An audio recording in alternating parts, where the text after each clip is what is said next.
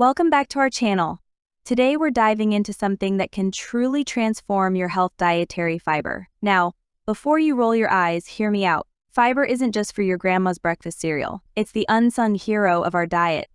By the way, if you haven't watched our previous videos on nutrients, make sure to check them out. We covered everything from the best vitamins for boosting immunity to the power of antioxidants in your diet. You definitely don't want to miss those. First, let's talk about the two types: soluble and insoluble fiber. Soluble fiber dissolves in water to form a gel-like substance, helping to lower cholesterol and control blood sugar levels. Think oats, apples, and beans. Insoluble fiber, on the other hand, doesn't dissolve. It adds bulk to your stool and keeps things moving smoothly in your digestive tract, reducing the risk of constipation. Whole grains, nuts, and veggies are great sources.